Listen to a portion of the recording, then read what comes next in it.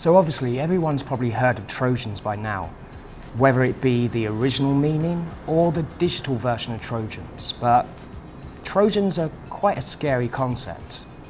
The original idea was Greek mythology, a Trojan horse, a big physical object being used to hide a threat. In the past 10 years, Trojan has been taken to mean something a little different, the same concept, and that is a hidden threat which is put into someone's organisation, someone's device, without their knowledge, but it's delivered in a different way.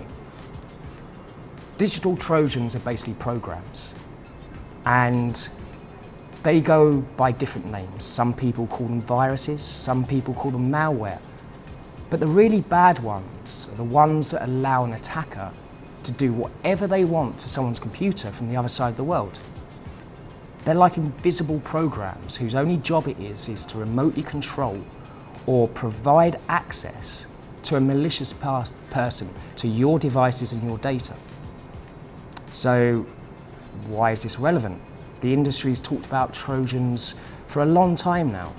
We've battled Zeus, Spy-Eye, advances and evolutions in the Trojan space, which have basically been responsible for a lot of the bank attacks, a lot of the account takeovers. So why are we talking about this subject again? Well, the truth of the matter is Trojans have evolved again. And the problem is, no one is talking about it, or even is realising the significance of this movement. In recent times, we've had the software, which is downloaded, installed on someone's computer without their knowledge, takes everything over, gets access to their digital accounts, gets access to all of that digital data which is stored on their device. Well, now we have a mixture of both. So Experian last year released some research into what we classified as IPTs.